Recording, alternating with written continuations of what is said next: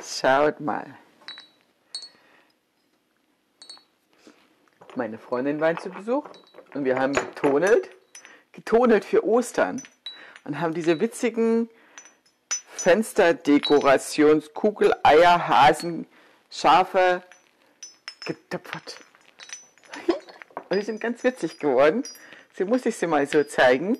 Sehen echt süß aus. Und ich zeige euch jetzt, wie wir das gemacht haben. So, dann fangen wir an. Man nimmt einfach eine Platte Ton. Und wenn man so eine schöne Formen hat, wie ich die habe, eine Kugelform, dann ist das sehr hilfreich, um eine kleine Kugel ganz mit Hilfe mit dieser Form zu formen. Man kann das natürlich, wenn die so klein ist, auch mit Papier als Grundlage machen. Ist ganz easy, habe ich schon öfter in meinen Filmen gezeigt, verlinke ich euch nochmal. Da kann man das sehen, wie man eine kleine Kugel einfach mit Papier formen kann. Hier zeige ich das jetzt mit dieser Form. Das sind jetzt nicht meine Hände, das sind jetzt von meiner Freundin. Und die formt das jetzt, so wie ich das sage. Und macht das da rein in diese Kugeln und versucht die Form nachzuempfinden und schneidet dann die Reste ab, um dann die zwei Halbkugeln, die da entstanden sind, miteinander zu verbinden. Hier sieht man das. Hier wird immer da was ringsrum übrig bleibt. Das können wir ja später jetzt zum Formen nehmen. Das wird ja abgeschnitten mit einem Messer. Und dann kann man das wunderbar mit zwei Hälften verbinden. Ist immer schön zu sehen. Da gibt es noch eine Freundin, da hatten wir auch noch eine Kamera kurz zu sehen. Da sieht man das, also die haben alle wirklich mitgemacht, deswegen haben wir so viele schöne Vögelchen und Häschen und Schäfchen sind dabei entstanden.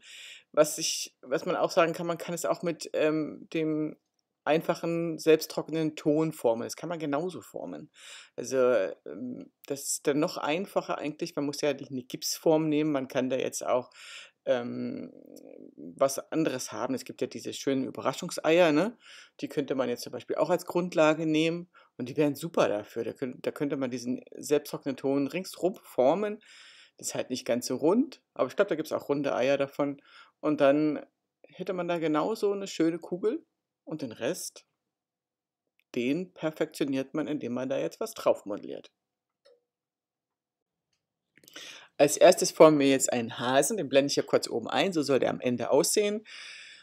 Und dazu machen wir erstmal alle Teile, die wir brauchen. Die Kugel haben wir jetzt ja schon geformt und jetzt machen wir da als erstes Ohren. Damit die immer gleich werden, mache ich immer ein großes Stück, ein Dreieck und schneide das einmal in der Mitte durch. Dann hat man ungefähr die gleichen Größen für beide Seiten. So mache ich das immer mit allen Sachen, mit Augen, mit Ohren, mit Nasen.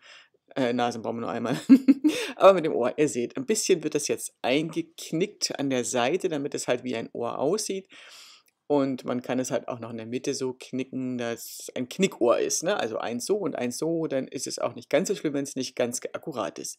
Jetzt machen wir diese Schnauze oder das, wie man das sonst nennen soll, dieses Bärtchen von einem Hasen. Und das schneiden wir einfach nur oval aus. Ich habe jetzt mit Absicht keinen Ausstecher genommen. Man kann natürlich einen Ausstecher nehmen für Kekse, der ist da sehr hilfreich. Aber hier sieht man, es geht auch ganz einfach so. Das muss ja weder gleichmäßig sein, nur dass es so ungefähr erkennbar ist, was es ist. Ein kleines Dreieck wird die Nase und zwei kleine Kugeln werden die Augen. Dann brauchen wir noch ein kleines Schwänzchen für hinten dran und schon haben wir im Prinzip alles, was man braucht für ein Häschen. Und das wird jetzt da angeschlickert. Mit flüssigem Ton setzen wir jetzt die einzelnen Teile daran. Zack, zack geht das. Und dann haben wir gleich den Hasen im Prinzip fertig. Wichtig ist noch, dass wir ein Löchler reinmachen, weil wir wollen ihn aufhängen. Ist auch so wichtig, damit er es halt nicht im Ofen zerknallt. Als nächstes kommt das Huhn. Da zeige ich auch wieder, was man braucht. Also die Kugel haben wir ja wieder als Basis und jetzt machen wir einen Schnabel. Und da muss man halt schauen, wie groß man den haben möchte. Deswegen habe ich das jetzt kurz getestet an der Kugel, ob der von der Größe ausreichend ist. Und dann macht man den Rest wieder dazu. Wir brauchen dazu wieder zwei Augen, dann das wie heißt das, da unten dran? Wir brauchen den Kamm oben und das, was man da unten dran hängt. Ich weiß gar nicht, wie das heißt. Ist egal. Also ihr seht, ich lege das dahin. Das brauchen wir zweimal. Eine Kugel forme ich wieder, die schneide ich in der Mitte durch. Daraus werden wieder zwei Kugeln, damit sie ungefähr gleich groß sind für Augen. Dann kommt das jetzt, was da oben drauf ist, der Hanekamm oder der Hühnerkamm. Einfach ein bisschen halbrund, ein bisschen einrütteln. Ihr habt es gesehen, geht ganz schnell. Alles mit den Daumen, ein bisschen was eindrücken. Und jetzt noch hinten das Schwänzchen. Da muss man schauen, dass es an die Kugel ranpasst. Das war am Anfang etwas groß. Einfach schauen, dass es so passt. Einfach nur was halbrundes formen. Später zeige ich auch noch einen Hahn, den ich geformt habe mit einfachen Würsten hinten als Kamm. Also das geht genauso. Also hier ist es die einfache Variante. Einfach was ausschneiden, was halbrundes hinten rankleben und schon sieht es aus wie ein kleines Hühnchen. Und jetzt wird wieder alles rangesetzt, das ist vorbereitet und jetzt kann man sehen, ich habe hier zwei Filme laufen, einmal rechts meine Freundin und einmal links und es wird beides noch rangesetzt, der Schnabel wird noch ein bisschen eingeritzt, wenn man das möchte, muss man nicht und dann wird unten das rangesetzt, oben die Augen drauf geklebt, der Kamm wieder angeschlickert. Und wenn man dann modelliert, sieht man, es sieht vielleicht noch nicht aus wie ein Hühnchen. Wir machen da vielleicht doch noch an einer Seite ein paar Flügel ran. Dann macht man das halt so.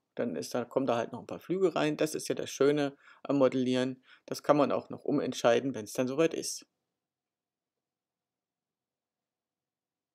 Und so entstehen die ersten Hühnchen.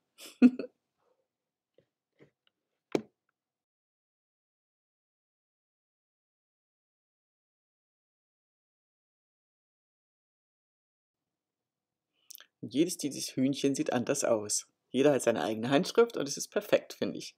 Jetzt zeige ich hier nochmal einen ganz, ganz, ganz schnellen Durchlauf, wie man es auch nochmal hätte ganz anders modellieren können, indem man einfach noch einen kleinen Kopf draufsetzt, noch zusätzlich zu dem runden Körper einen Hals und hinten der Hanekamm halt mit Würsten ranmodelliert. Ganz, ganz schnell. Zum Schluss zeige ich jetzt noch das Schaf.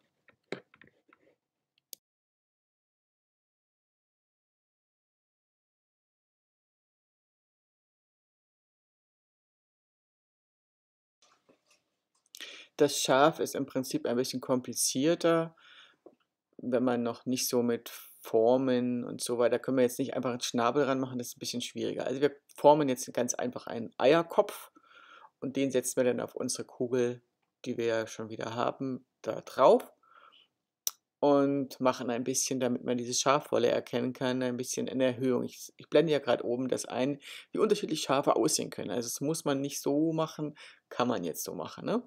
Dann mache ich da jetzt wieder 'n paar Augen ran aus 2 kleinen Kugeln und dann braucht man noch 'n paar Ohren, dass man das wirklich erkennt, dass das auch ein Schaf sein soll. Ansonsten wird das natürlich schwierig mit dem Aussehen.